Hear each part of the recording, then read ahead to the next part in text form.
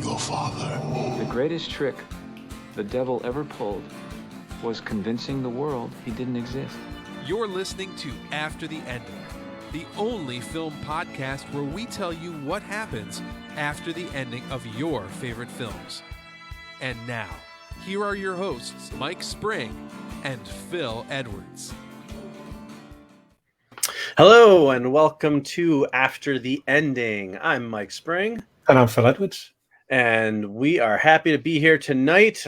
We took a week off last week because here in the U.S. it was the Thanksgiving holiday. There in England it was Thursday, I guess. Yeah. We'll let you have your Thanksgiving time. Was it at least a good Thursday for you, Phil? It was a forgettable Thursday, I think. All right. I can't remember what I did on Thursday. I was probably thankful. I was thankful for friends, family, food. But also thankful you didn't have to get together with all of them at the same time, maybe. Yeah. That's fair. That's fair. Well, we are back now, and we have a fun episode queued up for you guys tonight. Phil, do you want to tell people what we're talking about in tonight's jam-packed episode? Yeah, we're going to be mixing things up with the order so diehard fans can go, Argh. But we're going to be going after the ending of 1985's Clue, which is still called Clue over in the UK, even though the board game that it's based on is called Clue in the US and Cluedo over here. What's it called over there? Cluedo. Cluedo? Yeah. It's not even a word. I know, but that's what they called it. Is it one word or is it like clue? Like no, it's all one word. Cluuedo. Cluedo. Weird. That's what we know. It's weird that you call it Clue. But anyway. Yeah, but that's an actual word. I don't know. Clue is a word. Cluedo is nothing. That doesn't mean anything. I'm not a game designer. I just play them. All right. And that's why I'll give you soccer I'll give you American, football and soccer. You guys win that one, right? But Cluedo, no, you lose on that one. I'm sorry, that's terrible. Well, we've got Cluedo, Monopolio.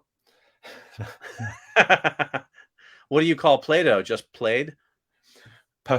Or Play-Doh dough? Okay. Anyway.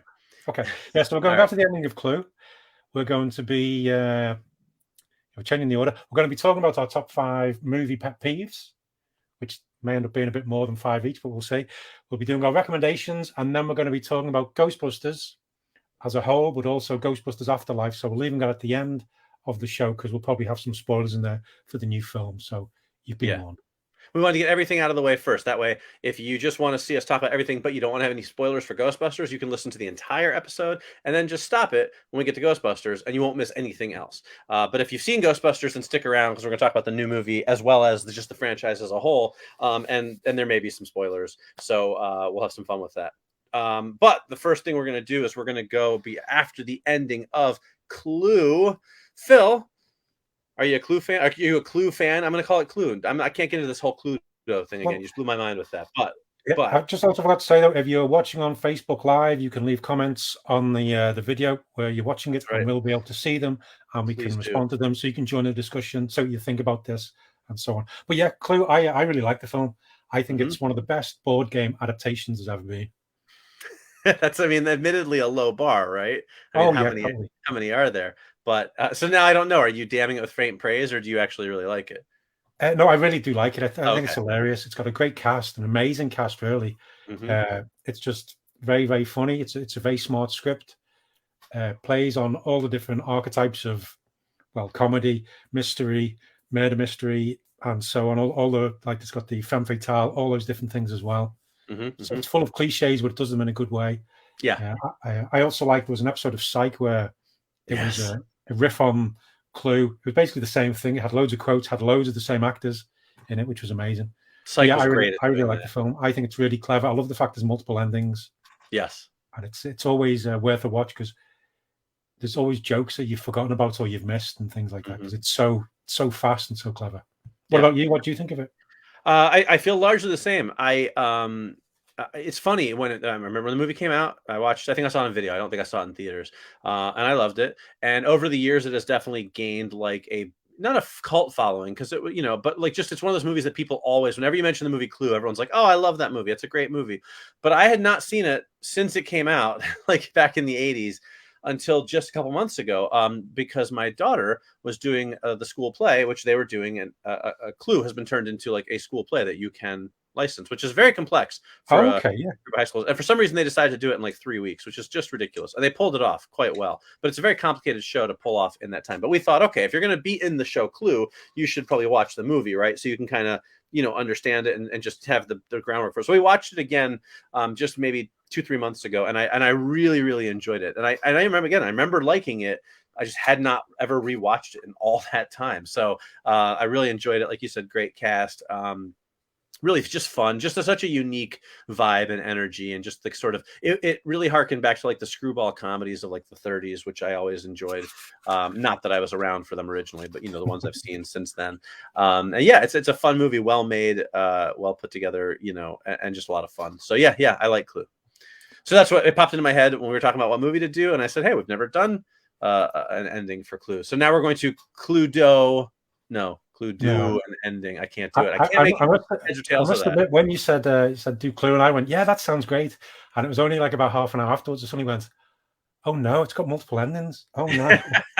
Well, but on the one hand, you could say then that it really opens it up to gives you more options because you can follow any ending you want, right? True, but it's very true. But I think as well, what I was reading about it, the different endings when it was initially on the cinema. I love the fact this is why it does have multiple endings. They sent out a different ending to different cinemas. Yes, that's what I understand as well. I think they should do that more often, because imagine that you're talking to some friends going, I want to see this film Clue. Oh, the ending, like that. Oh, I saw it as well. I can't believe so-and-so was the murderer. And they go, right. That wasn't I can't believe at the end of Avengers Endgame, Thanos wins everything. Yeah. And people will be like, kind of wait, what? Yeah. Imagine if you did that with more things. Right. I thought that was really interesting. And I it's funny because I was telling my daughter when we watched it, I was like, my kids, actually, both my kids watched it. She was just the only one on the play.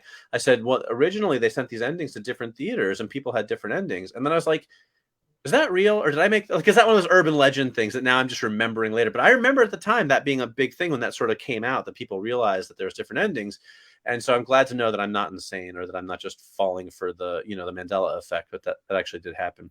For my synopsis, I just chose if you watch it on video now, it plays all 3 endings. And at the last one, it says, but here's what really happened. So that's the one I went with in my synopsis, because that's a hard movie to synopsize anyway. So I kept it pretty brief. That's true. I used all the endings. Okay, cool. Good. All right. Well, let's, shall we jump into it then? Yes, let's do this. All right. So Clue, 1985, written and directed by Jonathan Lynn, based on the Parker Brothers board game, starring Tim Curry, Christopher Lloyd, Madeline Kahn, Martin Mull, Leslie Ann Warren, Michael McKean, and Eileen Brennan. And if you're under 30 and you're listening, you probably have no idea who any of those people are, sadly. But they're all great. So okay, here's the story as best as I could sum it up very quickly. It's 1954. A diverse group of people have been summoned to a mysterious dinner party at the mansion of one Mr. Body. They arrive using assigned pseudonyms: Professor Plum, Mrs. Peacock, Colonel Mustard, Mrs. White, Mr. Green, and Miss Scarlet, just like in the game. They're welcomed by Wadsworth the butler. When Mr. Body shows up, we learn he's blackmailing every one of the dinner guests, as they all have some connection to Washington, D.C. and the U.S. government. Body wants one of the people to kill Wadsworth the butler, but Body is killed instead. Maybe, maybe not. Then there's a whole lot of running around, a lot of rapid fire dialogue, a lot of people being killed, like chefs and people whose cars break down and policemen. And eventually, after the 2 fake endings, perhaps, maybe they're real, maybe they're not, we find out that every one of the guests has killed at least one person, except for Mr. Green, who turns out to be an FBI agent working for J. Edgar Hoover. We also find out that Wadsworth was the real Mr. Body all along. He draws a gun. Mr. Green kills Mr. Body in the hall with a revolver. And then the FBI storms the place, and Mr. Green has everyone who's still alive arrested for murder. And that is Clue. How'd I do? Yeah, that's pretty much it. Yeah. It's you got everything covered. There's a lot of back and forth. And what's that? You got everything covered there, I think. Yeah, mostly. There's a lot of dialogue. It's a very rapid fire dialogue film, and I could spend an hour trying to synopsize it, but you could just watch the movie. But that sums it up just to refresh your memory. So, who's going first today, Phil? You or me? I think it's my turn. So let's that sounds good. All right. Yeah. I got to do the thing. Oh, let me also hang on for the live viewers. This is very important.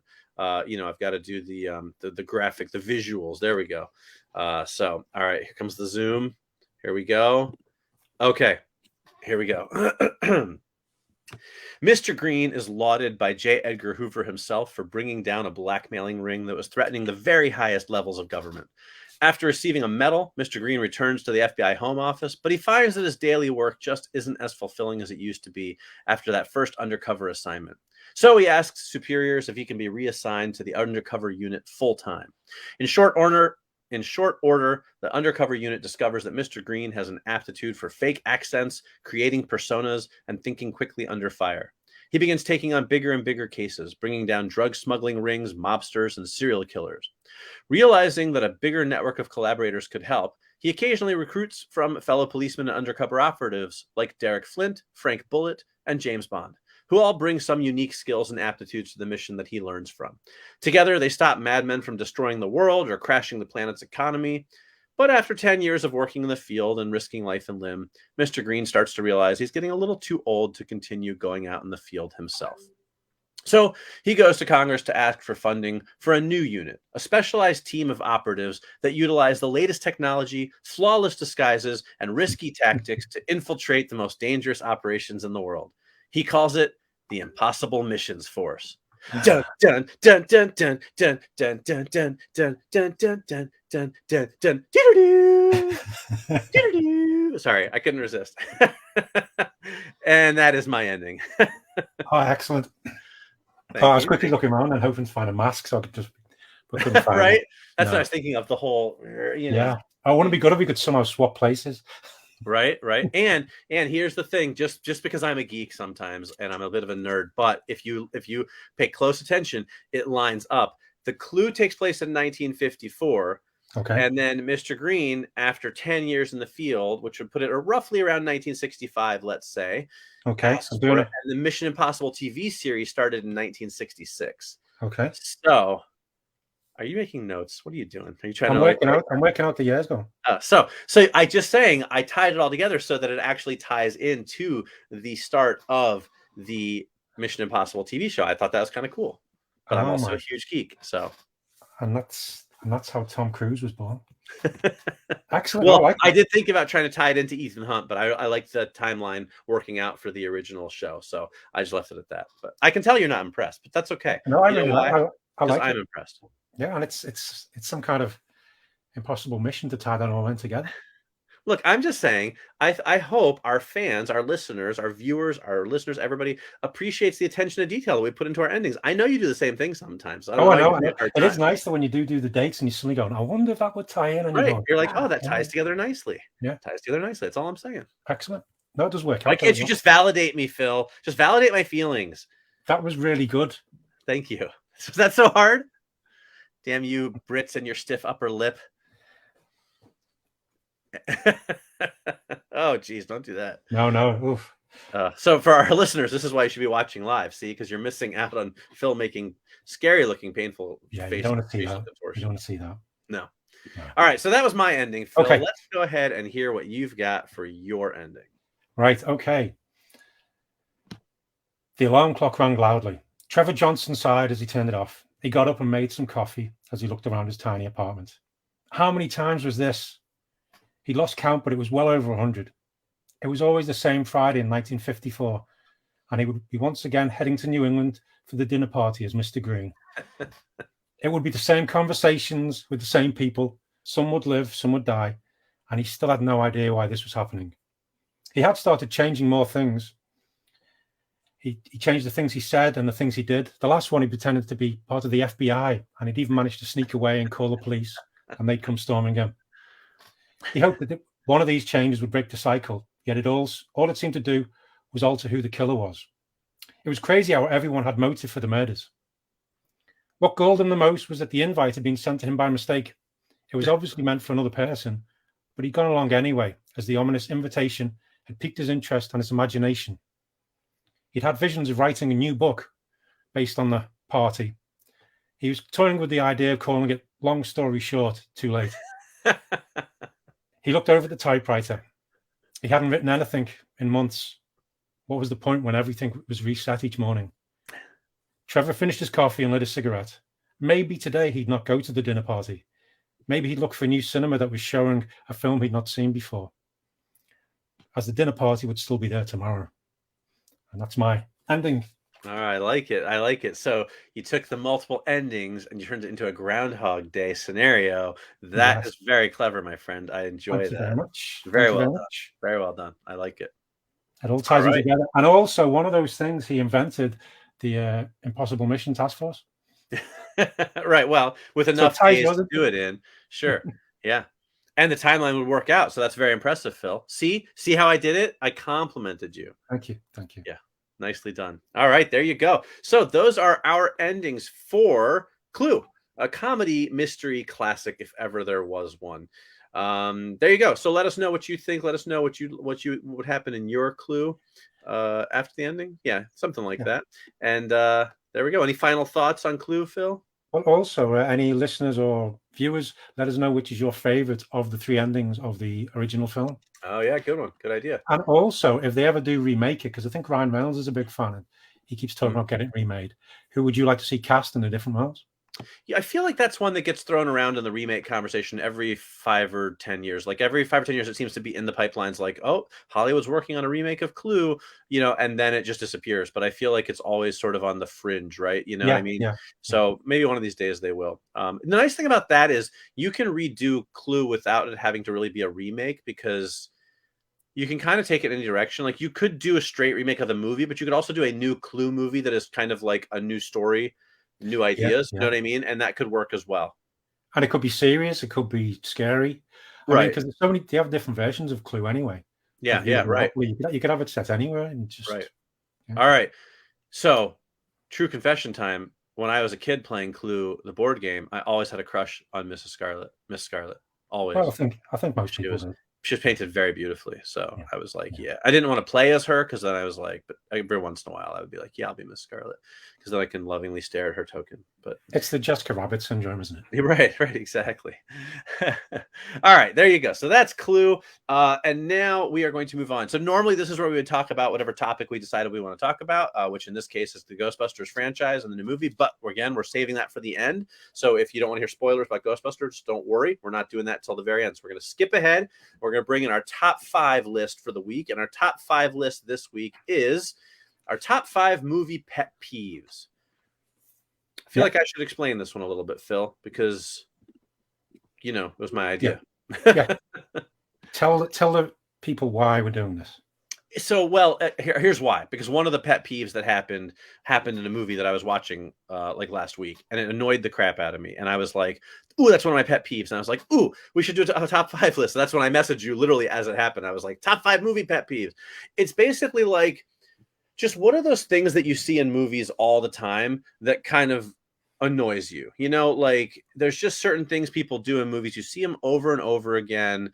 And it's just like, oh, why are they doing that? Like, I don't know. I don't want to give away any possible, examples because of we're going to do our list. But let's say like you really hate it when, a character talks to the camera, let's say, I don't know, something like that, right? That could be a pet peeve, right? I think that one can be pretty clever personally, but whatever. So there's those kinds of things, those things you see over and over again. They're kind of cliched maybe, or maybe they're unintentional, but they just bug you. They annoy you. Maybe it's not logical. Maybe it's like, yeah, I shouldn't let that get to me, but for whatever reason, it really annoys me.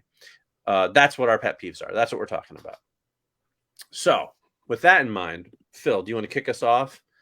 And start your list? Yeah, well, also it's the pet peeves as well. Sometimes the kind of things, because when you mentioned we were doing this, I was going, well, I don't think I've got any, because it's you sort of going, well, no, and then but you start thinking about it, and suddenly they start all coming along. But it's usually, as you did, it's when you're watching something. Yeah, we have a comment, but I don't want to put it up until I know if it's on your list or not, Phil. Oh yeah, it's a good point. But can you see it? No, it's not. No, I've got quite a long list, but I thought because I can pick and choose. But all right, I only picked 5. I didn't know we were going for extras. All right, then I'll go ahead and share this comment. We have a comment from James Powell giving us a perfect example of a movie pet peeve. For those of you who might still be confused, guns that never need to be reloaded. Excellent. Yeah. Wish I had thought of it. I didn't. Although, yeah, I guess sometimes it bugs me. Sometimes I'm kind of like, yeah, whatever. But it depends on what kind of gun it is and what the situation is. But if it's like somebody with like an Old West revolver and they're shooting it for like 20 shots. Yeah, that totally gets annoying. If it's something with a clip, a lot of times I'm kind of like, I don't know how many bullets that gun holds. I'm not. I think sometimes as well, it can be to do with the genre of the film as well. Mm-hmm. Yeah, right. Of it, yeah. Right. But okay, so one of them is well, Related I to listed gun- mine. I did mine in order, man. I'm counting down. You did. I'll get the top one. Related though is characters getting shot or stabbed and then just walking it off. You know, they Right. just, like, they put a bandage on, or somebody just stabs some water and they get up and walk it off, and they're just and within minutes they're just like punching people again or firing a gun, and there's no comeback. Even like they get shot in the leg and they're walking on it. Things like that happens so much. And I noticed this one because I've been watching the Bosch TV show. And then early on, one of the seasons near the end, his partner J. Edgar gets shot in the shoulder, and he's just out, and he's out for the rest of the show. And then the next season starts, it's like 3 months later, and he's still there. He can't lift his arm up properly. He's still going to physio. And I was going, yes, that's what it does if you get shot. Yeah. Well, I've not been shot, but I assume. Right.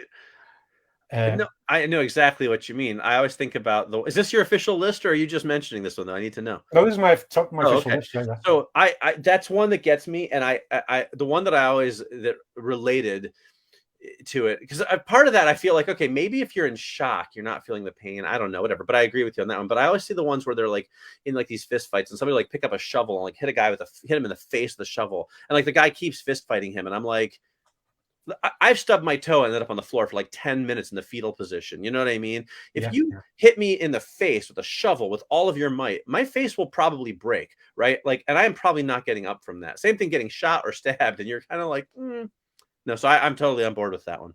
That's it. Yeah, you get hit with the back of the head by a bat or something. You're gonna be on the floor, or you could even be dead or unconscious. Exactly. All right, we got a couple more coming in the comments, but I'll wait until I know if any of them are in your pet peeves, because they're pretty good ones. Yeah, they're good. They're not mine. I know exactly what you mean, though. Yeah. All right. One. Yeah. All right. Well, I'll share one of mine, and then we'll do one of the viewer comments, and then because we got 2 new ones in, and we'll kind of go back and forth a little bit. So that was a good one, Phil. I agree with that. Anything else you want to say about that one? I didn't mean to cut you off. Yeah. Let's just. I mean, there's ways around it. I'm sure. I mean, sometimes when they go, oh, it was just a graze. Okay, that's a little bit better, but it's when you can see it's gone in, and they go, oh, it's gone all the way through. That's okay. Right. There we go. You have a hole in your body. Yeah. Right. Drink some whiskey, you're done. Yeah. No, I get it. I like it. All right, my number 5. Okay, let me preface by saying this is the nerdiest one on my list, and this is the one where most people are gonna be like, I don't even know what the hell you're talking about, but it gets me every time I see it. The rest of them are much more normal. Okay, but my number 5 is day for night shooting. Okay, so let me explain for those of you who are not film nerds like Phil and I. There's a process in Hollywood called day for night shooting, where they film a scene that's supposed to be taking place at night during the day, and then they put heavy filters on it, usually blue filters, to make it look like it's nighttime. You see it in a lot of movies and TV shows. This is one of those things that I apologize, you're not gonna be able to unsee once you start seeing it. The problem with it a lot of times, and you'll see it a lot of times in like westerns or movies like set like out in the wilderness or the desert, where it's like, they want to shoot like a scene, like 2 characters in the desert at night, and so they shoot it during the day. The problem is you end up with these, we just lost like 3 viewers. The problem is you end up with these really stark shadows, like long, elongated shadows that are so clearly the type of shadows you only get when there is a blazing sunlight out, right? Not from the moon. You're not getting shadows like that. And it's so distracting to me because all I can see are these shadows. And I'm like, there are no shadows like that when it's midnight, like it's supposed to be in the desert. Even if it's a full moon, it doesn't happen. It's like, I don't know why that one bothers me so much, but it really, really does. I can't stand day for night shooting. It always looks so obvious to me, and it takes me right out of the scene. So that's a totally nerdy one, but my rest of them are much better, I promise. But that one had to make my list. Well, just related to that though, it's when they do shoot at night though, but they have it's usually in the woods of Vancouver, I think, where they just obviously have huge spotlights just to the side, and there's just that. But I understand why you got to do that, but this is the ways of doing it, but there are plenty of movies where there are night scenes that look like they're shot at night, and I mean, the movie Nightcrawler with Jake Gyllenhaal, the entire movie takes place at night, and it never looks like they shot it during the day. Like it doesn't. It's just so obvious when you see it to me that it like I said, takes me out of the scene. So no, it's a good one. Good one. All right. Well, we got some good ones coming in. Let's start with one of our viewer comments we have from Ryan Cherokee Eye. When somebody who wants to shed their own blood for whatever reason, and they opt to slice their damn hand open, why the palm of your hand? That is such a great point. And I had not thought of that one. But yeah, like that's the part you're going to be using. It hurts like the devil. And then like tendons? Now, Right, like, why don't you just, like, cut, like, the top of your arm or something, like your elbow, you barely feel pain there or something, Or they right? Or, slice like across the thumb as well, and you're going, "No, you yeah, but shouldn't." right, That's a good I one, yeah. hate when I get a cut on, like, my finger or something, and then, like, I'm trying to type or, like, open a door with a key or anything, and you're just like, it's always right there, right? I had a cut on my finger right here at the knuckle joint, and, every time I've been opening a drawer for, like, the last, like, month, I keeps catching on that, and it hurts like the devil. Like, why would you do that? So that is a good one, Ryan. Thank you for sharing that one. Love it. All right. So Phil, that will bring us to your next one. What do you got? Hold on, the phone is Yes, ringing. yes. There's one of my pet peeves when somebody's phone rings during a podcast recording. I know. Just kidding. What Just is it? kidding. We do have some more coming from the viewers too. We're going to share them in 10? between. Okay, yeah. My next one though is it's when somebody coughs, and to signify a person is ill, usually terminally ill. It's where they're just going along and somebody just starts going. Right. Going, are you okay? I'm Right. fine. And Yeah. snap No, you're cuts not. like a funeral. And you're going, no, come on, there's other ways of doing it. Right. That is a good one. I had not thought about that, especially in zombie movies, Yeah. right? But even any kind of outbreak movie or disease movie or whatever, it is always a cough. You're right. Yeah, just a cough. Instead of anything else, it's just always that cough. And you always know now. You see somebody doing it, you're going, oh, they just coughed really for no reason. You're going, oh yeah, okay. Right. Yep. They're gonna die. Right. All right, that's a good one. My number 4 is the one that inspired this list, and it is women dressed as boys or men in movies. Now, this is not about transgender or drag queens or anything like that. It is when there's a character in a film who's supposed to be usually like a teenage boy or something, but oh, surprise, it's actually a woman dressed up in man's clothing, and nobody in the film notices that it's not really a guy. Yeah. Even though it's always incredibly obvious to me. I don't like, who's not going to pick up on that? I can't think of a single movie where that's ever been a thing where I've been like, whoa, that person was really a woman the whole time. I thought I totally bought that she was a 16-year-old boy. It bothers me. It just happened. I guess. Go ahead. I remember that in Dragon Slayer, I think. Mm-hmm. It happened in Dragon Slayer. Yeah, quite a few things.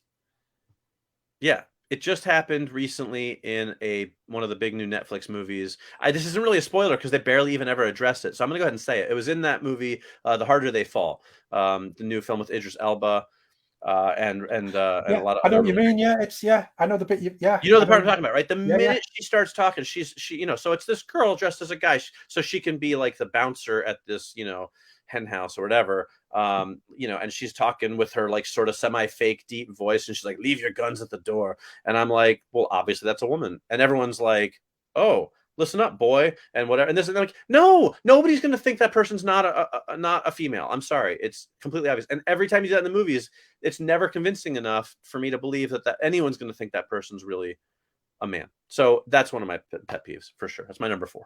That's a good one. All right. Did you do another one from the? Yeah, we got another one from the viewers. Let's get. We got one from James. We'll go back to another one from Ryan after that. But James says this is another good one. This is why I love our viewers and our listeners. Hackers typing and the keystrokes don't match what's on the monitor. Scotty in Star Trek 4 is a perfect example. He makes 5 keystrokes and diagrams appear. What the actual F?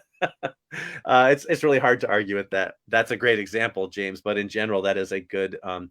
Or also related to that, when people are typing in like a hacker scene or any kind of programming scene, and they're clearly just going like hitting the keys and clearly doing nothing. And it's like, that's not Word. You're not typing anything real in there, But yeah, sometimes they're just like, I'll hit 3 buttons, and it's like, look, I've projected a 3D hologram, and you're like, no, that's not how computers work.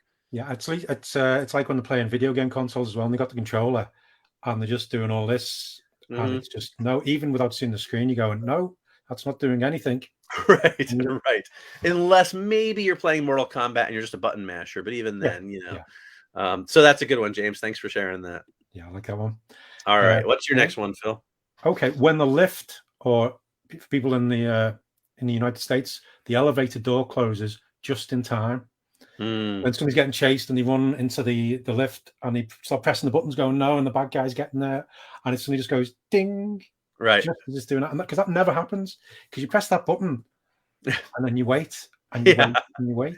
Yep. And that just gets me.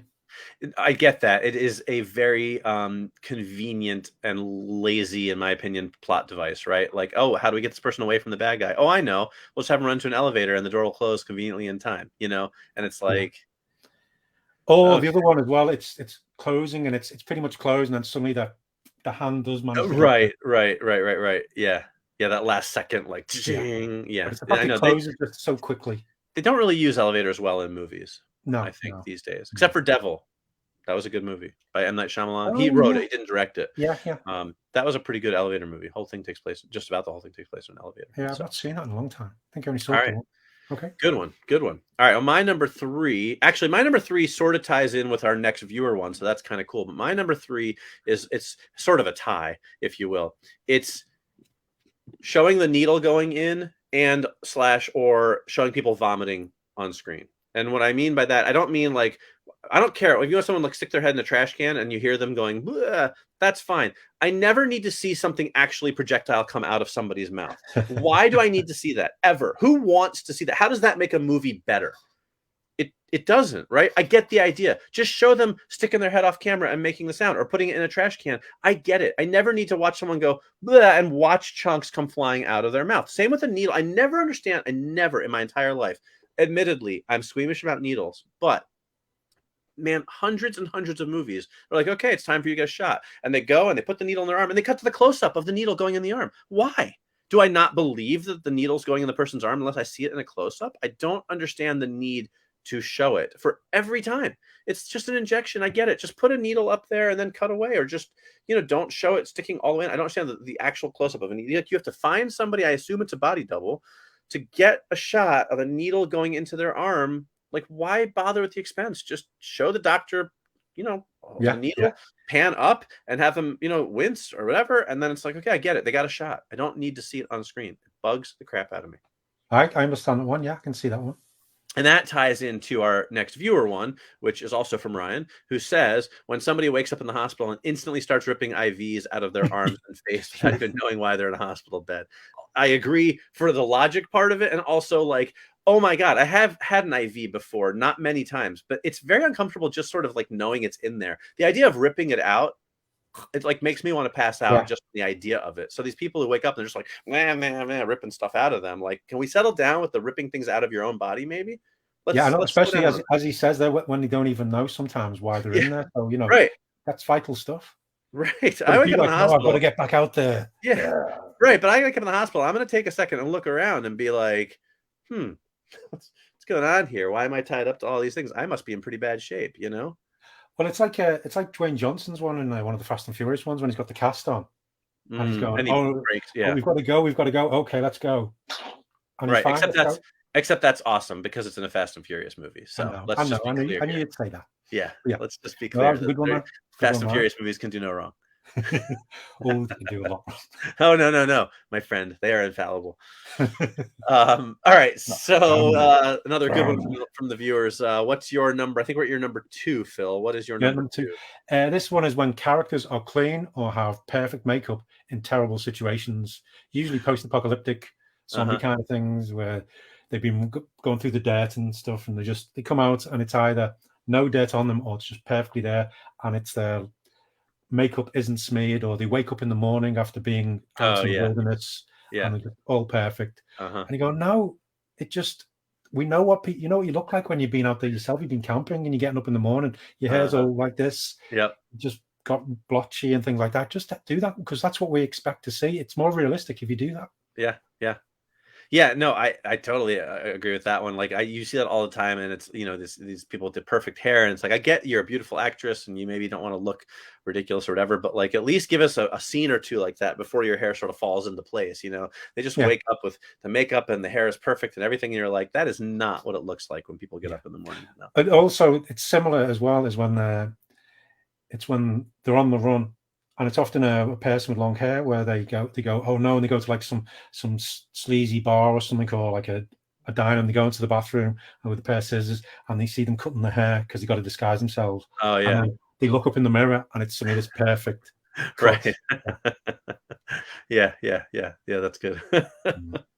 All right. I like it. I approve. All right. And my number 2 is hanging up without saying goodbye. Oh my God, yeah. This I one forgot. That's a good one. drives me insane. Let me do a quick reenactment for you, Phil, because I'll just get my phone out here and I'll just say like, okay, yeah, so sure, I'll pick up the kids. Yeah, no problem, honey. Click. Hello? Hello? Where do you go? It must be so infuriating to these people. It is in every TV show and movie I see this, and it's like I get it sometimes when it's like 24 and Jack Bauer is like, I gotta go save the world and cut off a terrorist's head. I don't have time for this, and he hangs up. Like, that's fine. I'm not talking about when you hang up on people. I'm talking normal conversations. Hey, how was your day? Oh, it was great. Can you pick up milk? Sure thing. Click.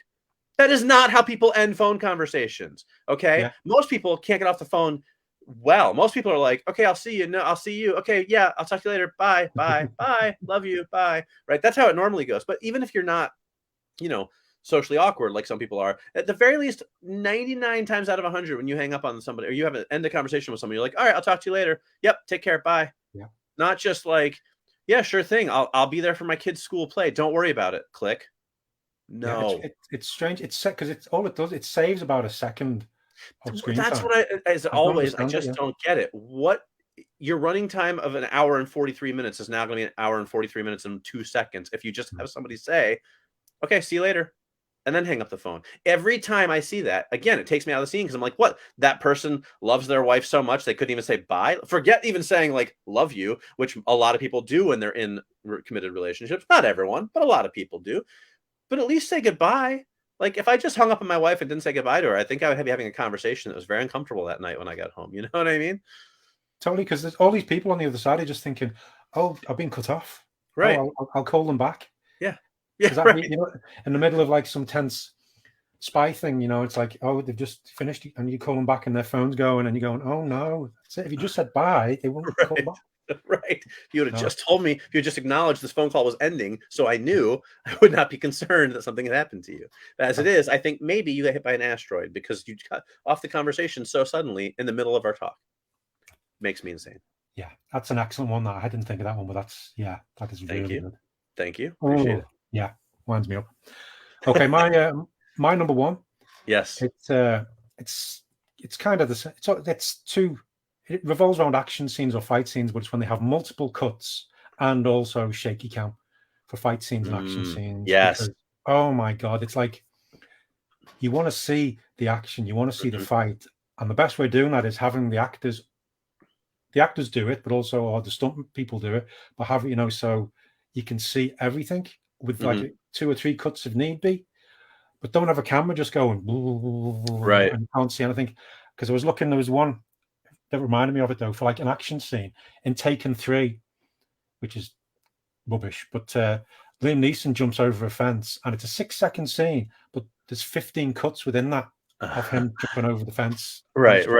But so it's just, all it does is just take you out of, as we said, takes you out of the film and infuriates you. But the shaky cam, especially in like, was it Born Supremacy, where it was so prevalent? Just, oh my God, especially because the first Bourne film was so good. And the fight scenes, you could see what he was doing, even it was quite up close and everything, but you could see what was going on. But the shaky cam, they think it makes it all dynamic and works well, but you're just going, well, where are they? What's doing this? How has he done this? And it's just, it winds me up. Yeah, I get that. Half the time you just want to either fast forward or, well, it's skip these days, isn't it? Or switch it off. It's ridiculous. Yeah. No, I get it. I totally get that one. And see, I did my film nerd one first. You saved yours for last, so that kind of works out well as like bookends, right? But I get you on that. I'm not the biggest fan of the shaky cam stuff in general, anyway. But I have over the years come to appreciate it can be done well and it can be done very poorly.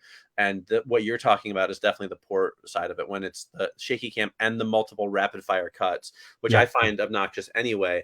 There are definitely movies, especially in the last 10 years or so, where you watch them and it's like a fight scene. And you're like, I literally have no idea what's happening right now. And actually, I mean, this is kind of this is low hanging fruit, I would say. But if you look at like the Transformers movies, right, by Michael Bay, there are some of those action scenes, especially when it's robot on robot, forget person on person. You're just like, what am I even looking at right now? Like, I have no idea what's happening on the screen right now. It's all shaky. It's all moving around. It's 4 cuts per second. And I cannot decipher what I'm seeing. And to me, that is the cardinal sin of action movies. So I'm with you on that 100%. Thank you. I mean, there was one thing I've seen it.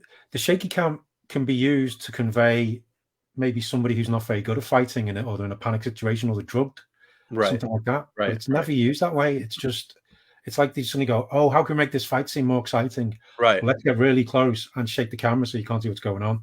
Instead of just doing what, lots of the martial arts films did, The Matrix did, and all these other ones where pull back. Oh, yes, look, we can see where they are in the space, how they react with each other, and we can see them doing the fights. Yeah, I mean, well, that's the perfect argument, right? The Matrix, like, think about those fight scenes. Like, you can see every single thing that happens, every fist, every kick, everything. You know exactly what's happening every minute, and they're considered some of like the best movie fight scenes of all time. So, like, why would you not model yourself more after that? Why would you model yourself after like the cheap?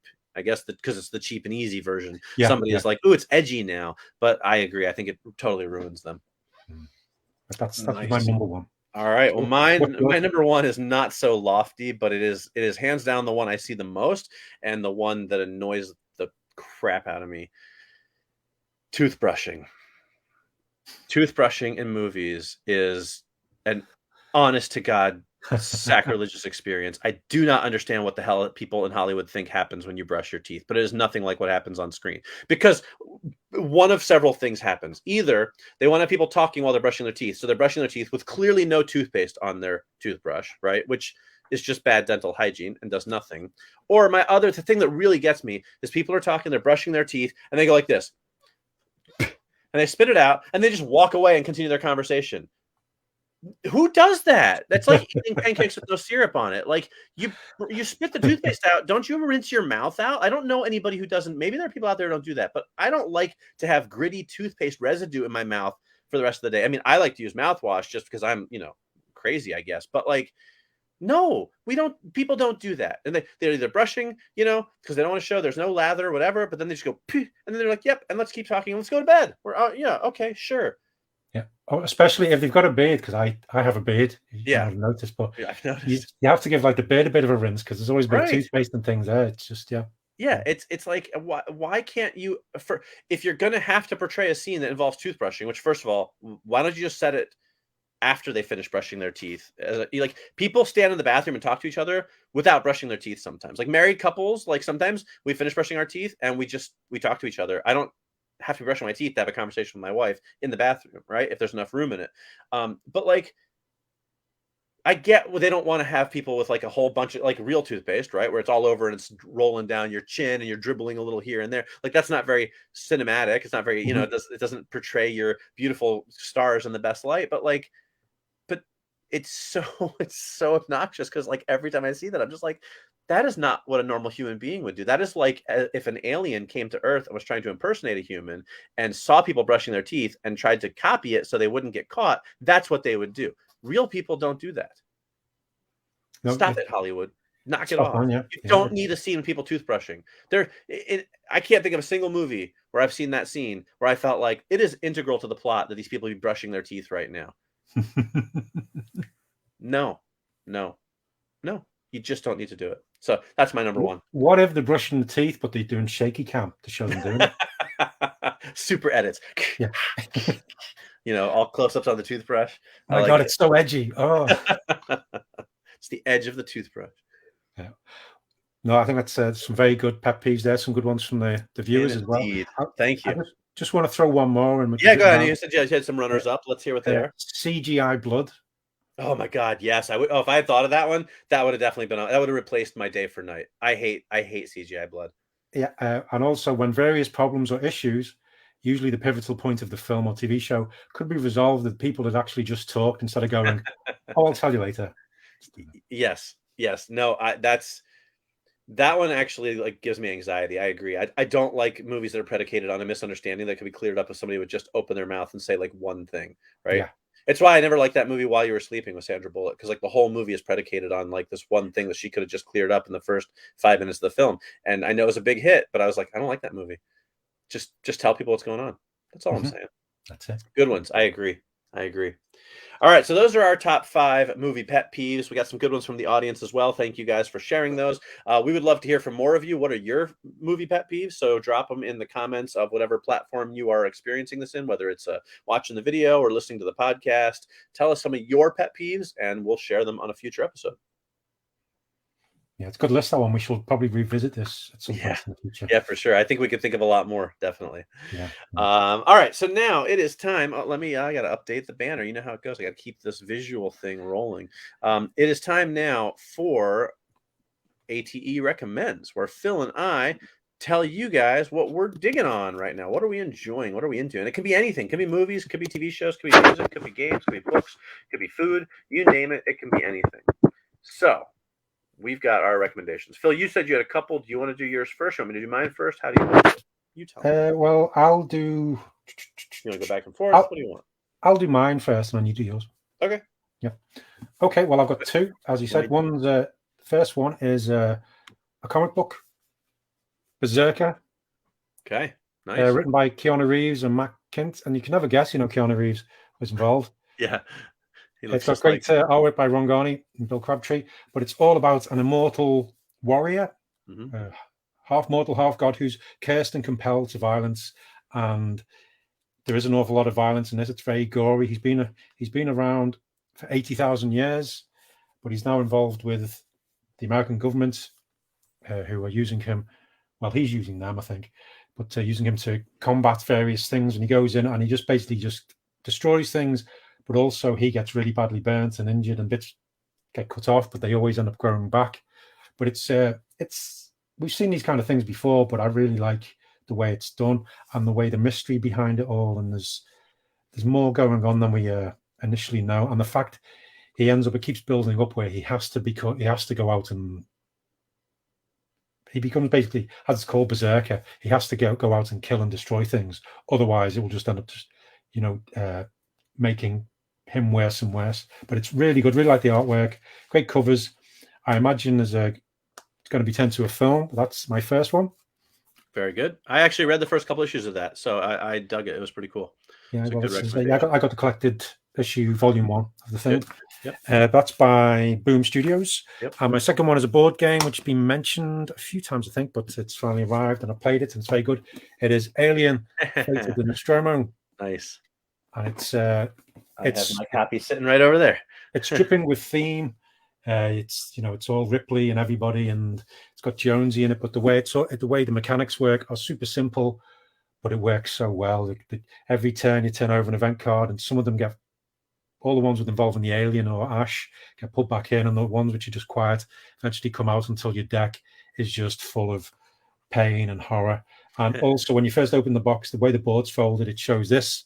Yeah. Which I think is lovely. Yep. Yeah, I enjoyed that when I was opening my copy of it, and I opened it up, and there was Jonesy right in my face. I was like, "That's awesome, super well done." It's got a great board showing the Nostromo, but it's really good. Good mechanics, really easy to pick up and play. It probably takes about 5-10 minutes to explain the rules, and you just go in there. It's got various different missions you got to do with the final mission, so it's very replayable. And if Jonesy jumps out, that means you get closer to losing, but then you can pick it up and stuff. But I really like it. It's lots of fun, and that's my 2 recommendations. Very good. I've actually experienced both of them myself, and I like them both. So that is that's a rare one where we are really dialed in like that. I like that. So I know Alien: Fate of the Nostromo is from Ravensburger. Yeah, they make good games. I picked that one up myself. It was actually on sale a while back, so I grabbed it when it was on sale because board games are hardly ever on sale, it seems like. At least the ones I want, I should say. So I grabbed it pretty cheap, and I did play it just once so far, but I enjoyed it, and it just looks great. So good recommendation. And I got this from my local board game shop, which opened recently, called Bulwark Games, and it's very good. So if anybody's around my neck of the woods, go in and get a game and a good coffee. There you go. Free advert, awesome. Not a sponsor. I like it. All right, I guess that makes it my turn then. So this is a hefty one. So this is not for people who are faint of wallet, but actually that's not true because you can buy it separately. But it is the 12-pound box set of this graphic novel series called Orphans. So here's the thing with this. This is published by Magnetic Press. I'm a big fan of Magnetic Press. I've supported many of their Kickstarters, and so it's individual books. And this was like an add-on for one of their last Kickstarters. It was a pretty hefty price because it's 4 $20 volumes, right? But it comes with a slip cover and all that. And I had never read it before, but for something about it just said, I really want to read this and I took the chance. I took the plunge on it, and it is again the graphic novel. You can see it has amazing artwork. But so basically the gist of it is this: it's kind of a take on. It starts off, I should say, as kind of a take on Starship Troopers. There's an attack on Earth from aliens far away, and soldiers go off to find it. Right, very Starship Troopers-esque. But what's interesting is the twist on it is that like 3/4 of the Earth's population gets killed, and they take all the orphaned children and start training them from their young age to become soldiers. Right, so each issue of the series, which is 92 pages each issue, okay, is split into two parts. The first half is the story of them training as children. The second half is them now as adults going off and doing their Starship Troopers-like missions. And now I've read the first 2 volumes so far, and I'm obsessed with it. And the second volume just at the very end ended with a twist that makes it very much seem different from Starship Troopers, but there is some connective tissue there. What's fascinating about this series, this orphan series, is when I was reading the front matter in the book, it apparently, so it's an Italian series originally. It's been translated into English for the US. It was a monthly book, 92 pages an issue, which is basically a full graphic novel every month. They had different artists for each issue, but their style is, they've all worked to keep their style very similar. So there's a lot of continuity in the art style. And apparently this volume, so it's 4 graphic novels. It's basically the first 12 issues, right? But apparently this is just the first season, and there's 5 total seasons of it, which is a lot of books. But they've only released the first season so far in this massive box set here in the US, so in English. Everything else is only in Italy. But again, you can buy them individually. So if you don't want to drop $80 for the whole thing, you don't have to. But I read the first book and I was blown away by how awesome it is. The artwork is amazing. The story is amazing. The characters are great. Lots of action, lots of neat science fiction concepts. Just really, really great. And then last night I read the second volume and I loved it every bit as much as the first volume. So I'm slow. I'm sort of parsing them out. I don't want to blow through it too fast because I know there's nothing else to read yet. But if you have the wherewithal and you're looking for a really great comic book read, I cannot recommend Orphans highly enough. It's super awesome. So that is my recommendation, and it weighs legit like 20 pounds. That sounds really good. Oh yeah, it's awesome. It's really cool. What's that? What was the last part you said? It looks like I've just had a quick look just on Amazon over here in the UK, and it's got some volumes. It's got a few volumes. Yeah. There's 4 out here in the US. You being in Europe, you might have more available. The question is whether they're in English or not. I don't know. It just looks like 4 at the minute. Yeah, it's a good one. I'll have to check. Yeah. That sounds really good. I absolutely loved it. It's great. I highly recommend it. So there you go. That's my current recommendation. Yeah. All right. Okay.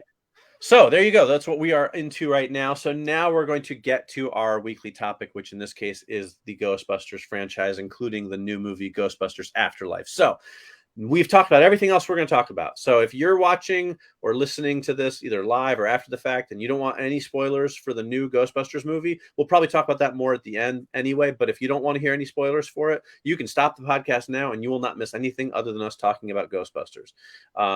If you have seen the movie or you don't care about spoilers, then by all means, please keep watching and or listening.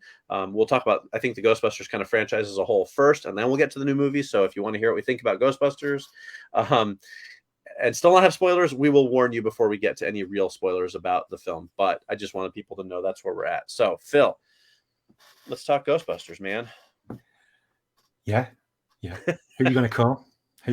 As you can see, I've got some Ghostbusters Lego, Ecto 1, Stay Puft, Marshmallow. I also have my Ecto 1 right over there, not far from my Alien board game. Look at us. We're simpatico tonight. There you go, yeah. Yeah, but Ghostbusters, the first Ghostbusters film, 1984. What a film! I remember going to the cinema to see that.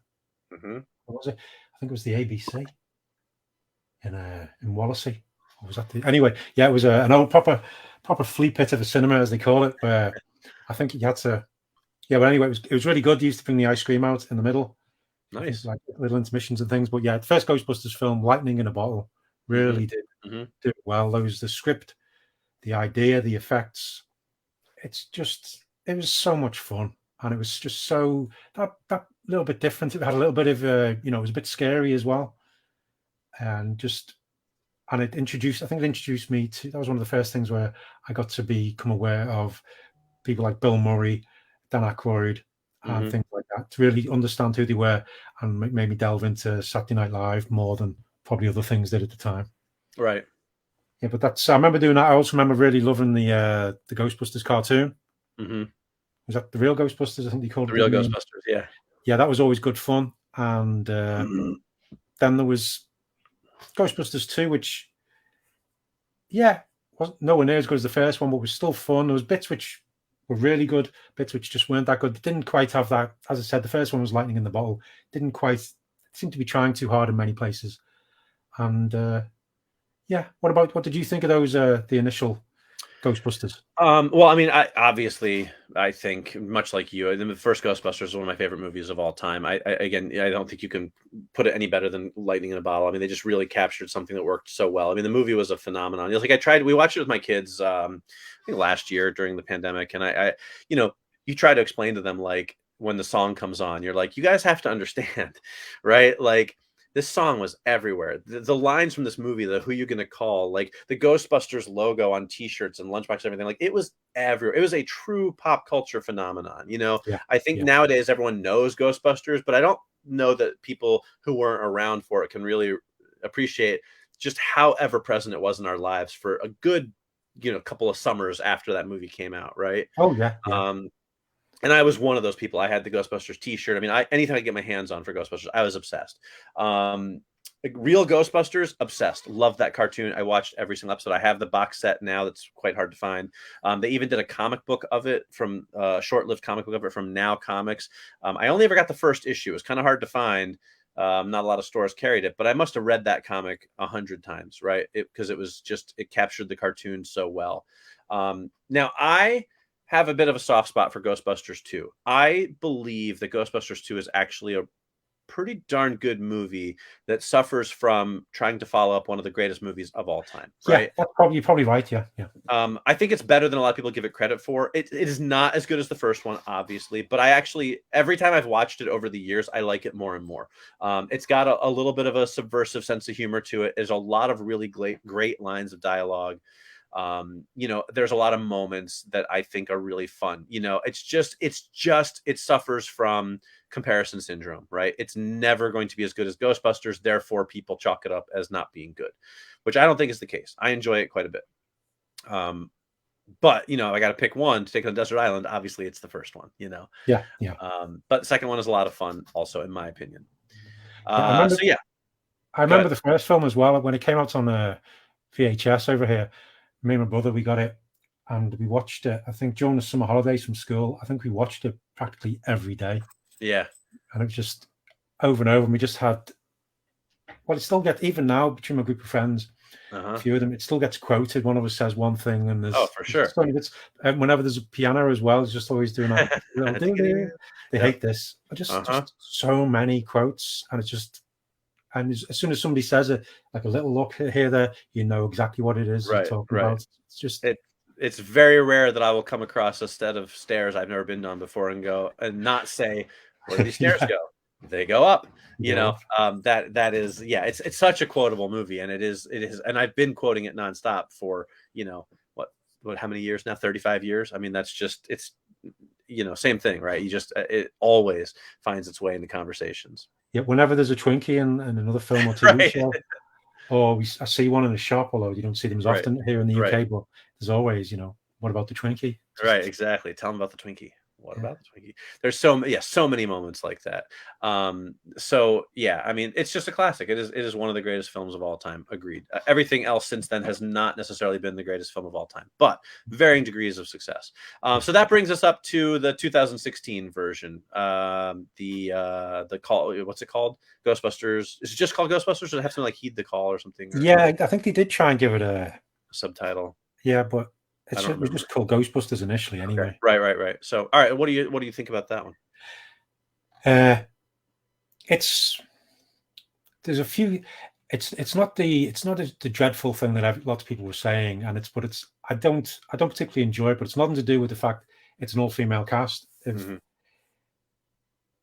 First of all, I also think it's more of a reboot of the real Ghostbusters cartoon as opposed to the Ghostbusters original film.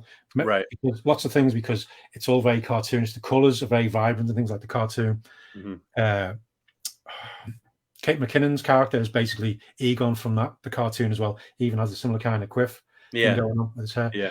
But it's the fact, because all those people playing the Ghostbusters are good in their own individual things. I think the problem was the directing, where you even see it on the behind the scenes thing where Paul Feig was saying, these are so funny, I just don't know when to tell them. I can't say cut. I just let them go off and do it. And improv works well, but not when the whole thing is improv, because everybody's talking over each other. And you're just going, give us a chance to breathe. Give us a chance. This isn't right. This could be okay, but you don't have to make everything funny, because people forget the original Ghostbusters. It is very funny. There's lots of funny moments, but it's also telling a good story about these guys, and the humor comes up around it. It's just just dreadful. It's just, it's such a shame, because in the right parts, Kristen Wiig and Melissa McCarthy are really good. But yeah, they should have had a proper script when they act out these scenes. Let's do this. Okay, now improvise around that. Oh, that's good. Let's do this. Let's do that. Instead of just going, let's improvise the hell out of this, because it just ends up being a bit where you're going, I can't take all of this in, because, and it's not all going to be funny, because not every improvised thing is gonna land. Yeah, I agree with that. I think that one of the problems with doing sort of the improv style of movie making is you lose the story, right? Because improv is about the jokes, not about the story. I will say that I actually, Paul Feig is one of my least favorite directors. He makes movies I generally don't care for. So I really kind of expected to hate the Ghostbusters from 2016, again, not because there's a female cast. I actually thought that was kind of a good idea, because, and getting upset about that is ridiculous and stupid and misogynistic, so let's not all be giant internet cliches. But I think I liked it better than most people did, actually. Maybe because my expectations were low, because it's a Paul Feig film. So that's the thing. I can't be bothered to be misogynist, because I'm too busy worrying about who's directing a movie. I'm way too busy being a film nerd to worry about being a misogynist. Like, I don't care who's playing the characters, who's directing it. Paul Feig, I'm out. I'm sure he's a very nice guy. I just don't like his movies very much. So my expectations were pretty low, and I think I enjoyed it quite a bit. And I've only seen it the one time. So again, if I watched it again, maybe I'd have a different opinion. Maybe I would, kind of see more of the flaws. But I think because I was kind of expecting it to be just a complete train wreck, like many of his films are, his films tend to like anger me or annoy me. And this one didn't really. I liked some of the cameos in it. I thought that was a nice nod. Yeah, I didn't love it, but I actually, like I said, I would have to guess that, considering how many people will still to this day be like, oh my God, that's the worst movie ever, which it clearly isn't. I mean, whether you like it or not, there's way worse movies out there. But I say I liked it better than a lot of people did. Like I said, I thought it was pretty good. Not amazing, but I also wish they hadn't done a reboot. Though I wish it had been another sequel. Right. Like they originally always intended, where they were going to have the Ghostbusters be a franchise. It was just going to be blue collar workers. Right. If they just stuck with that and just had another branch of the Ghostbusters doing that, and there's another problem, there's another big evil thing coming up. I just think that would be the better way to do it, because I think that was another thing lots of people didn't like, was the fact it was rebooting it. Is it going, yes, this is going to be the new Ghostbusters going forward, none of that matters anymore. Because people are going, no, well, I know, because that's the other thing which bothers me these days, is we're going, well, oh yeah, you like the old, you're a fan of the original, so yeah, your opinion doesn't count anymore. Right. It's everybody's opinion. You got to sort of go, let's have a bit in there for the old school fans, let's have a bit in for the new people, let's do that, get the balance right. But I think that was the big thing, because Ghostbusters, as you said, was a huge cultural phenomenon for lots of people.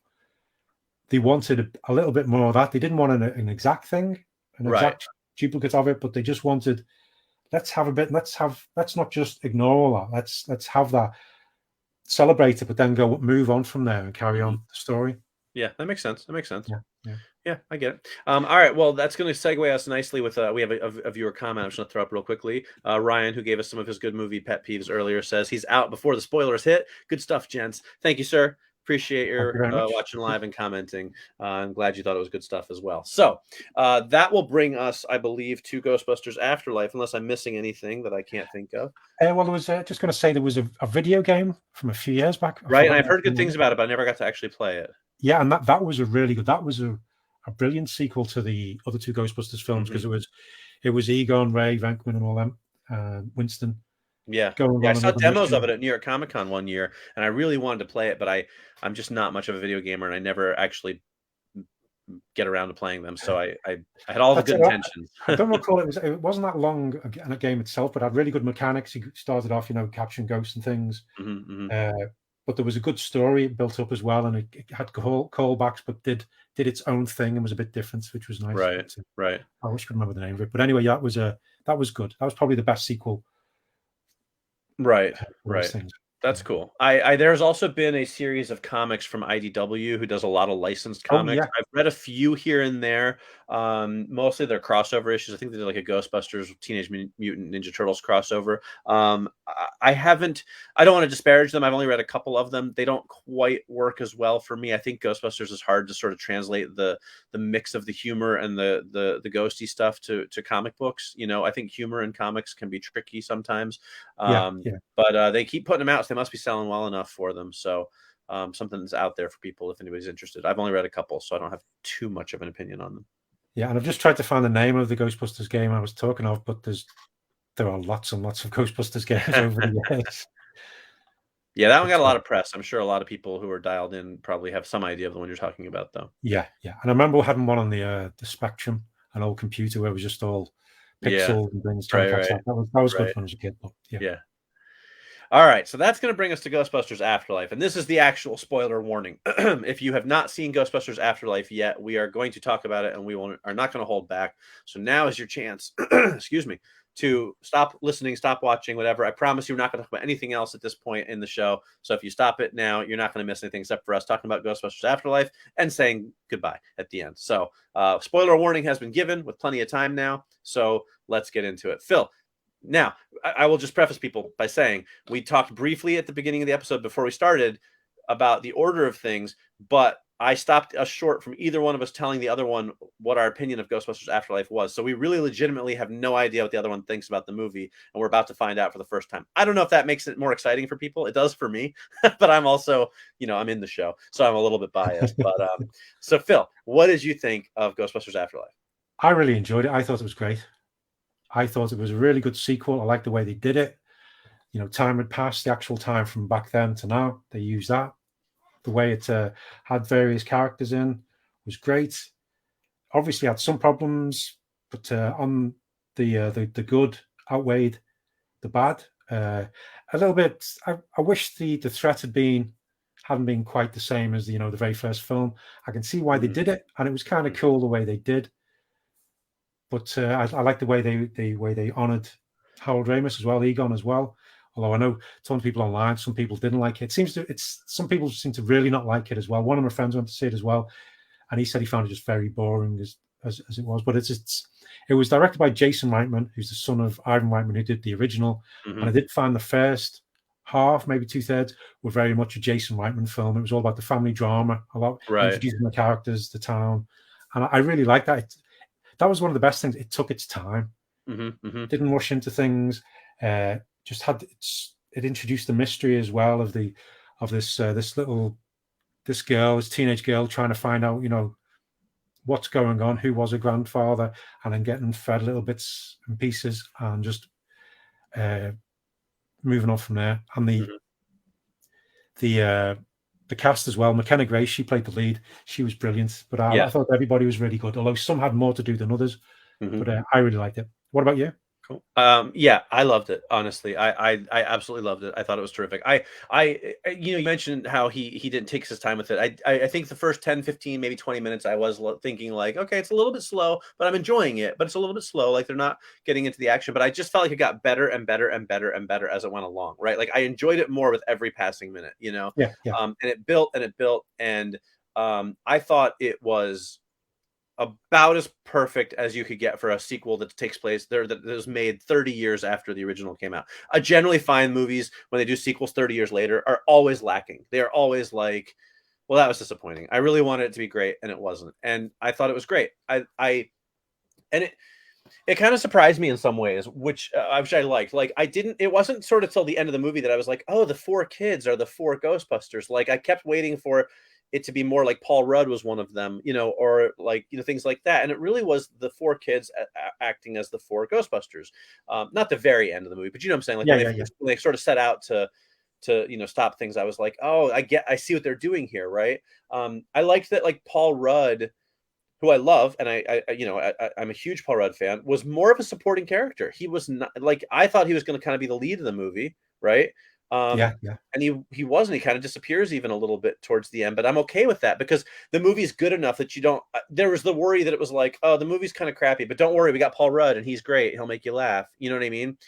But it wasn't that. He was there to support it, and he did it in a great way. But he wasn't the main focus of the movie. The main focus was on the kids, and that is dicey because if you get the wrong kids, it can be terrible. But they didn't. Like you said, McKenna Grace was terrific. The little kid who plays Podcast, I forget the actor's name, was fantastic, right? And the way some of them lined up, right? Obviously, McKenna Grace is kind of the Egon of the group. Podcast is like the Ray Stantz of the group. The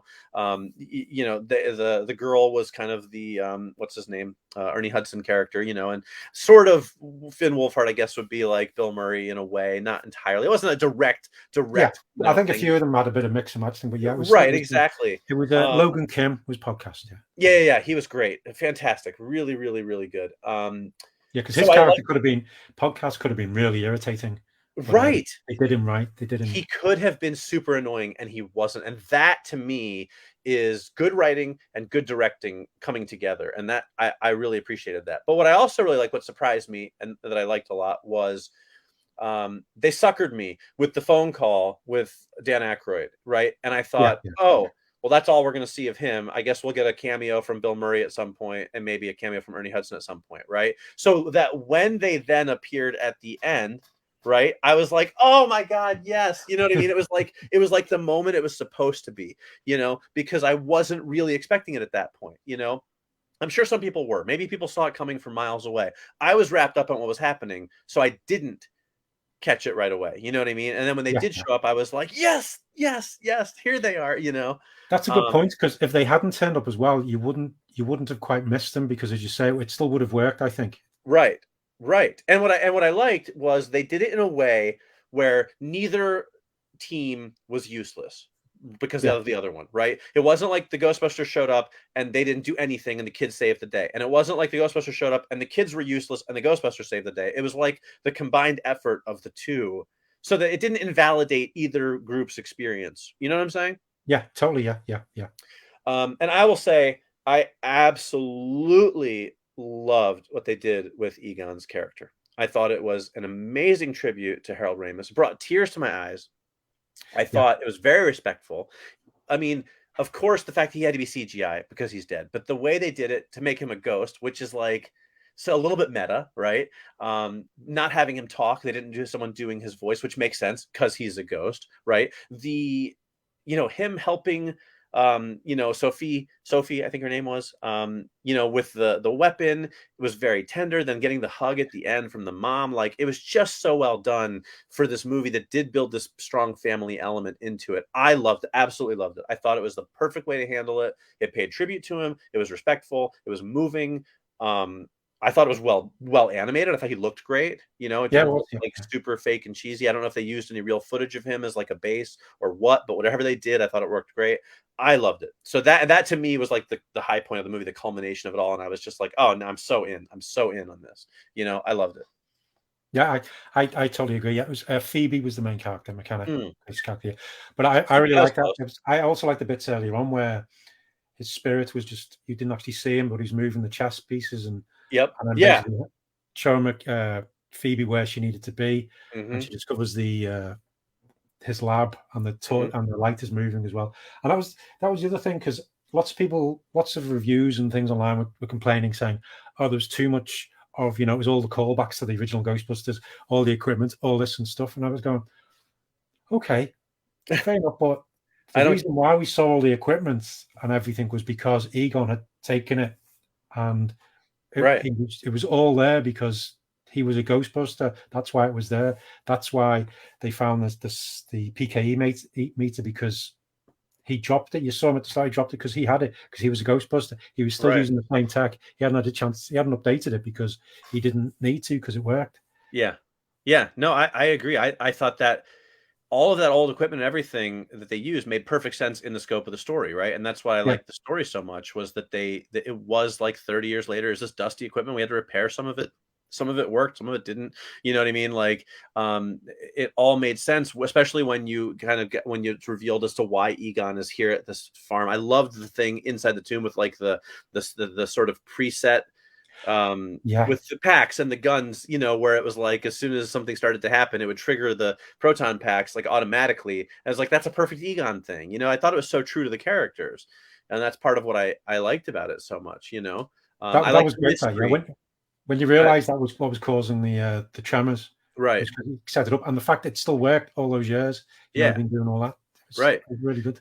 And I like the mystery of like, why was he this crazy old dirt farmer? You know what I mean? You know, the way that he set it up with all the traps and everything, like, you know, and why he left his family wasn't because he was like a bad person or anything. He was just so obsessed with this end of the world thing, you know. You know, if I have any criticism of the movie, which are very few, it's that, you know, I don't know that, you know, it's a stretch maybe a little bit that he would have been so isolated that maybe he couldn't have convinced some of the other guys, or, you know, Yeah, I the felt that. friendships going.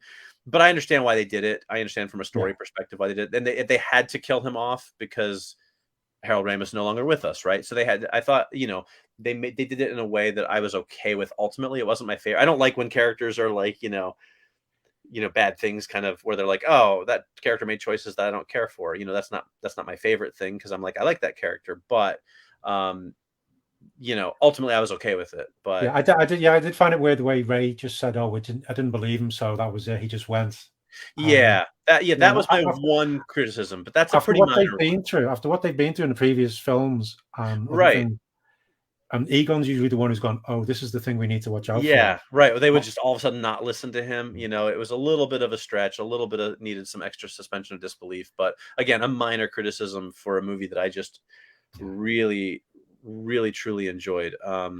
You But know, one of the other callbacks though, which I thought was a bit too much, was just the Stay Puft Marshmallow Man.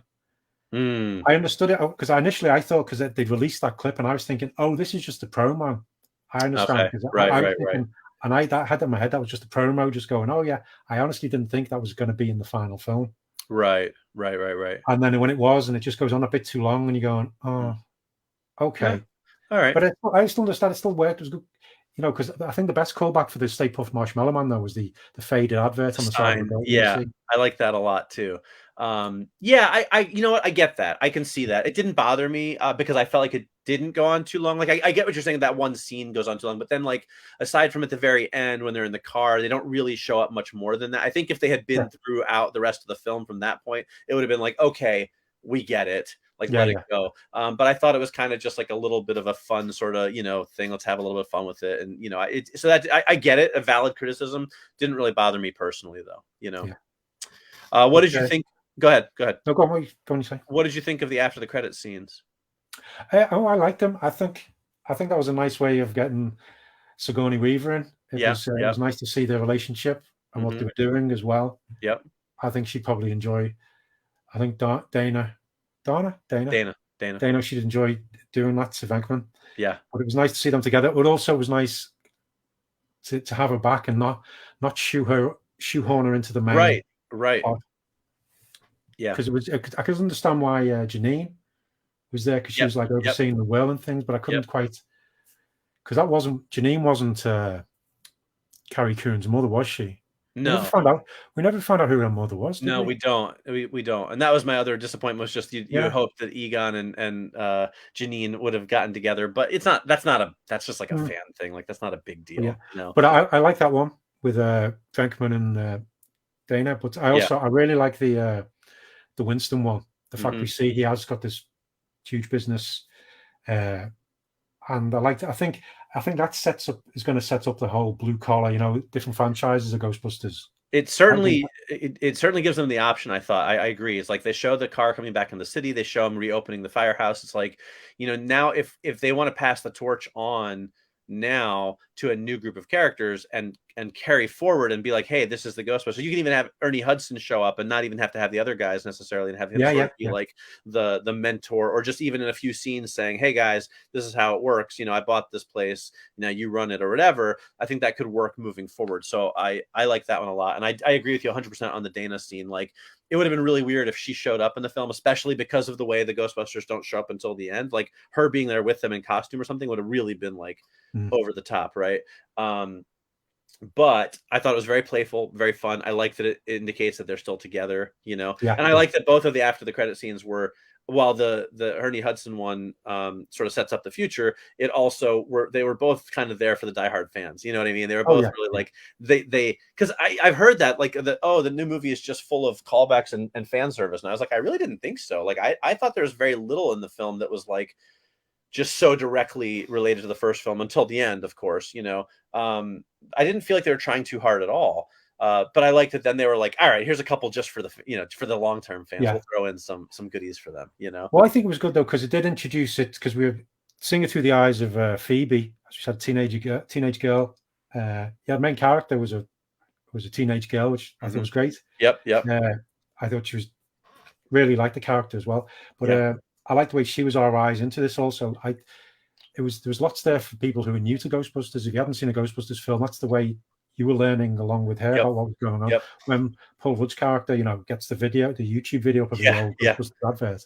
I did think he was going to play the Mac and Me thing from his Conan days. When I saw a meme about that on Facebook, and it made me laugh. But I agree with you. That was a good way to sort of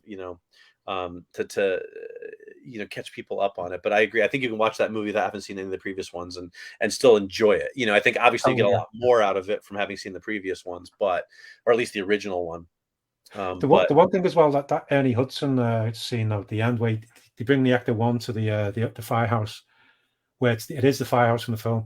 Is it just there was one problem? It must have been like Dan Aykroyd was improvised on the phone call or something, because he goes.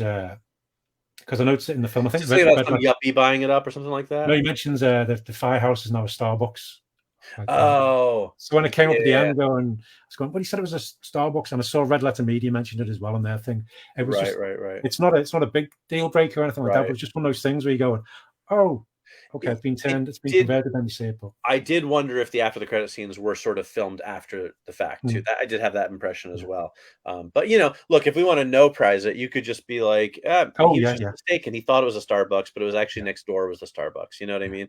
It's just kind of cute thing that Ray'd probably say. Right, exactly. I have to be a bit cynical now and again. Right. So, all right, cool. What do you think of the effects all the way through it as well? By and large, I thought they were fine. I mean, I know that this movie was a much lower budget than the last one. It was like 75 million versus like 160 million, which I think was smart. But I don't feel like the film suffered for it at all. You know what I mean? I think it's going to win any awards for best special effects ever? Probably not. But there was really no points where I was like, if anything, it just sort of had that kind of typical CGI creature look that you see in so many movies. Yeah. You know what I mean? But I think it was a little bit better though than that, because I like the fact that Terror Dog was a mix of practical effects. Yes. The way that was melded with the CGI at Runnings was really well.